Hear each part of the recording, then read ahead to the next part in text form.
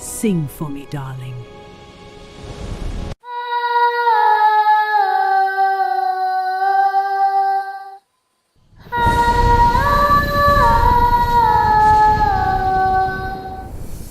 You have the voice. Now the prince will be ours. You just need to play your part well.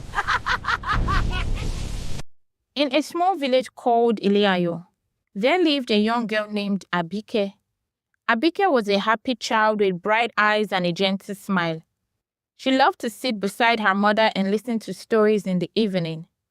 When Abike was 4 years old, her mother became sick. The sickness was short but serious. Soon, her mother died. The house that was once full of laughter became very quiet. Abike did not fully understand death, but she felt the emptiness. She missed her mother's voice and warm hugs. Her father, Babatunde, loved her very much. He worked hard to take care of her, but raising a child alone was not easy. After some months, he married a woman named Wumi. At first, Wumi was kind. She cooked for Abike and braided her hair gently. Later, she gave birth to a baby girl named Ronke. For a while, they lived peacefully like one family. But when Abike turned 10, her father suddenly fell sick and died. That was when everything changed. Immediately after Babatunde's burial, Wumi became another person entirely. She was no longer the same woman. The soft smile she once gave disappeared.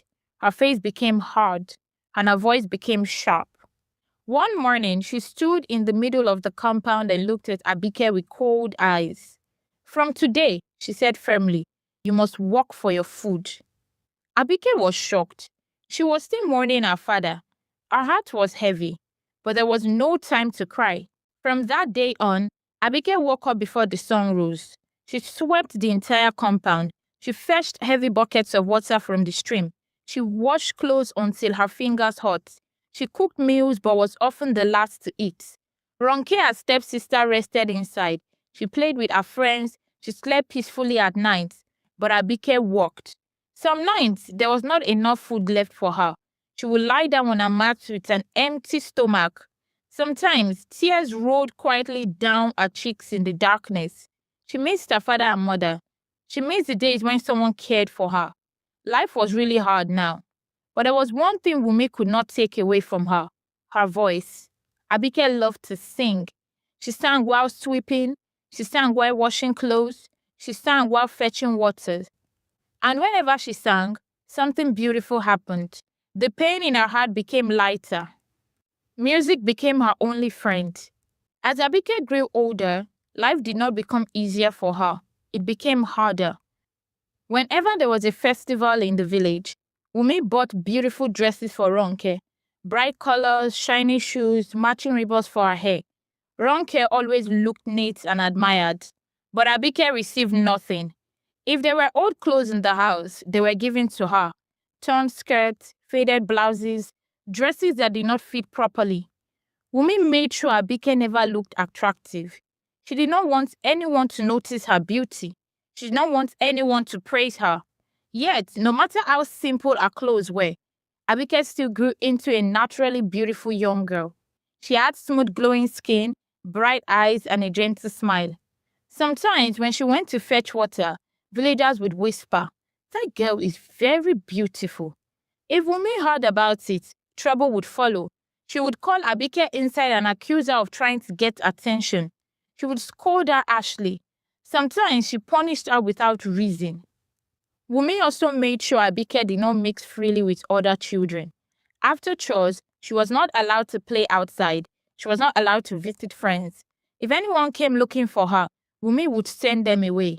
Slowly, Abike became quiet and withdrawn.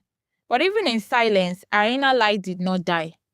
One night, very late, when the whole village was quiet and dark, Wumi called out sharply, "Abike, come here."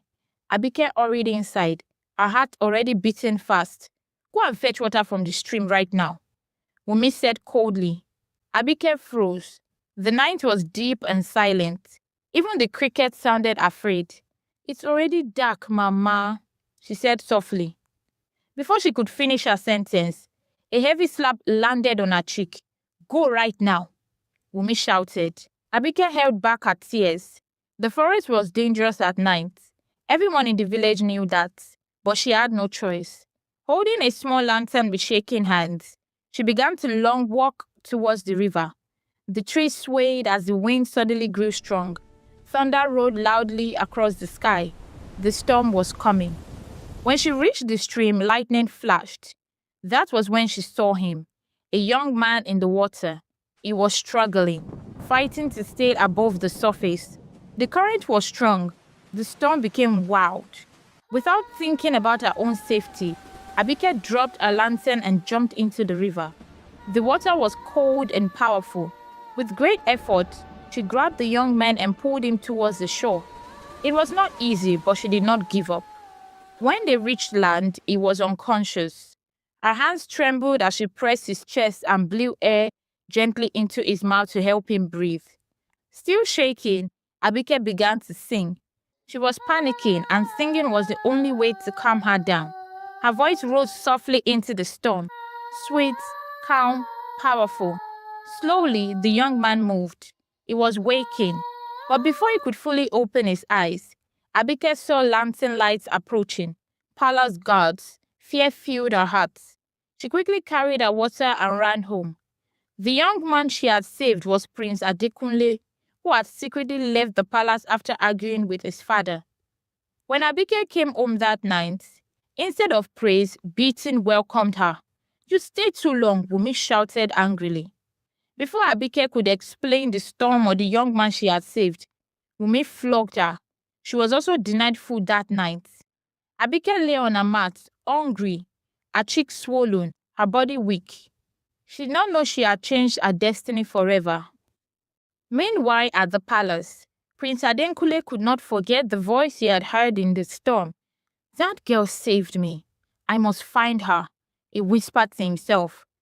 He told his guards to invite young women from the village to come and sing before him. They must come willingly, he said. No one should be forced. He listened carefully to each voice, hoping to hear that same sweet, calm, powerful sound that had risen above the thunder. But none of them sounded like her. At that time, Abike had been sent by Wumi to buy goods in another village, so she missed the first search. Ronke also did not participate because she was afraid of singing in public. She knew she did not have a strong voice and feared embarrassing herself. The prince grew restless. Finally, he decided to hold a grand singing contest. This time, there would be a large money prize and an automatic wedding with him. He believed that if money and even the possibility of the girl becoming the princess of the kingdom were involved, the mysterious girl might come forward. When news of the being contest spread, Abike's heart began to race.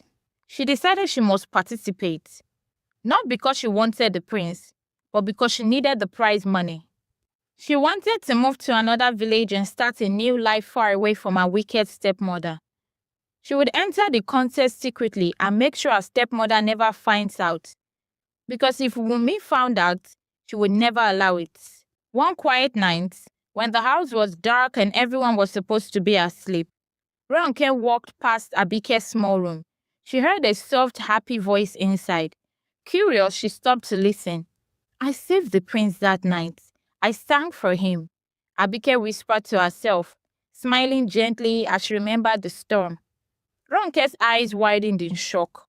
Without thinking twice, she ran quickly to her mother's room. Her heart was beating fast. "Mama, Mama," she whispered urgently. As Wumi listened, the fear on her face slowly changed. Fear turned into greed, and she promised to do something about it. No way she was going to let her stepdaughter marry the prince and rule over them. One evening, Wumi quietly left the house and went to a dark river shrine at the edge of the village. The place was silent and cold. The water moved slowly and the air felt heavy. She knelt near the river and called on the water goddess. After a while, the water began to shine. A soft but powerful voice rose from the river. "What do you want?" the goddess asked. "I want my daughter Ronke to become a princess," Wumi begged desperately. The water goddess agreed, but her voice became serious as she said, "The prince must never discover the truth. He must believe Ronke is the one with the special voice. If he doubts her, Everything you own would disappear. Your wealth, your home, even your comfort. You know you came to me to kill Abike's mother and father. Now you are coming for your daughter. Know that if you fail this time, you will lose everything you have fought for. Are you willing to risk it all? Yes, I am. I promise he will never doubt Ronke. My daughter is beautiful and elegant. She won't have a problem convincing him fully, Wumi said confidently. Then the goddess explained the condition. Ronke could not steal the voice by force. Abike had to release her voice willingly. It had to be given freely without anger or suspicion. The goddess then gave Wumi the ability to take Abike's voice and exchange it with her daughter's own. Wumi understood. When she returned home, she began to pretend. She smiled at Abike. She cooked her favorite meals. She bought her small gifts. She even apologized for the past and stopped giving her heavy chores. For the first time in years, Abike felt cared for, but she did not know it was all a plan. One evening, Wumi called Abike into her room. Her voice sounded soft and gentle. "My daughter," she said, holding Abike's hands. "I know you want to join the prince's competition. I have been thinking about everything I did to you. I cannot believe I was so wicked. Please forgive me." Abike's heart melted. No one had ever spoken to her like that before. "I will allow you to compete. Practice very well. If you or Ronke wins the prince, or even the prize money, I will be happy. We are one family," Wumi continued to say. Tears of joy filled Abike's eyes. For the first time in many years, she felt loved. She felt seen. She felt like she finally had a mother. That night, they went outside to practice near the quiet river. The moon was bright. The air was cool. "Sing for me," Wumi said sweetly. Abike closed her eyes and began to sing. Her voice was beautiful, calm, and powerful. Suddenly, the air changed. A strange wind blew around them. Before Abike could stop singing, a small glowing blue bubble slowly came out of her throat. It rolled gently in the air like a tiny shining ball. Abike felt weak and fainted immediately. Wumi quickly caught the glowing bubble and pushed it into Ronke's throat. Then she pulled Ronke's ordinary voice out and forced it into Abike's throat. "Yes," Wumi said happily. "The prince will be yours, my daughter. Just follow the plan. Do not let him suspect anything." They carried Abike home. The next morning, Abike woke up and tried to talk. It was there she discovered it wasn't her voice. It was Ronke's. She panicked so much. It was the day of the contest and she needed her voice. She tried coming out, but she was locked in. She couldn't believe her wicked stepmother only put on a facade. She sat down helpless on the ground and cried. At the palace, many girls came to sing before Prince Adekunle. One by one, they tried their best. Then Ronke stepped forward. The moment she opened her mouth and sang, the prince stood up quickly. "It is her," he said with joy shining in his eyes. The voice was exactly the one he heard by the river that stormy night. Soft, sweet, powerful. He rushed forward and held her hands. He was so happy. The palace erupted in celebration. Drums were beating. Dancers filled the courtyard. The king announced that an engagement would be held the next day, and in 5 days there would be a royal wedding. Bumi smiled proudly. She and Ronke moved into the palace at once. They forgot completely about Abike, who was left alone in the small hut at home. As the days passed, something began to trouble the prince. Ronke was rude to the palace maids. She shouted at them. She insulted them. She threw clothes on the floor and demanded to be served like a queen already. Wumi tried to warn her quietly. "Calm down, Ronke. Endure for 5 days now." But Ronke refused. Power had entered her head. She did not care. The prince watched carefully. He remembered the gentle girl by the river, the calm spirits, the beautiful voice, the peaceful presence. Ronke's voice was right, but her heart felt wrong. Slowly, doubt entered his mind. He just couldn't believe that this was the same girl that saved him. He knew something was wrong somewhere, and he needed to find out before his marriage in a day's time. Abike was left alone in the small hut. No one checked on her, no one brought her food. She was hungry, weak, and now she didn't have a voice. She was stuck with her stepsister's own. Days passed slowly. She tried to sing many times, but only a dry, broken sound came out. Each time, tears filled her eyes. One evening, feeling tired and sad, she walked back to the riverside where everything had changed. She sat near the water and cried quietly. The river moved gently as if listening to her pain. By coincidence, Prince Adenkule also came to the same river that evening. His heart was troubled. Something about Ronke did not feel right. As he walked closer, he saw a girl sitting alone in the darkness. It was Abike. He did not recognize her at first, but something about her felt familiar, calm, gentle. Abike didn't look up. She just kept her head down. She knew someone was there, but she didn't care to see who. They began to talk. Abike shared her story about her wicked stepmother, about the competition, about losing her voice. She did not know she was speaking to the prince. The prince listened carefully.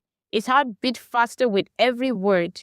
The realization that this could be the girl he had been looking for hit him. Though the voice was different, her aura and energy were just like he had felt that day. Slowly, he lifted her face to look at her clearly. In that quiet moment, he leaned forward and kissed her gently. It was not something he could control. He just felt himself doing it, and Abike gave in. She had gone through so much, and this just felt like a moment for her to let go of everything in her heart. Immediately, a warm light surrounded them. Abike felt something rise inside her chest. Her real voice returned. At that same moment in the palace, Ronke suddenly lost the magical voice. Thunder roared. Storm cloud gathered. The spell was broken. The prince finally understood. You are the one that saved me, right? I have been searching for you everywhere. I never forgot that night. The storm, the river, your song, he said softly.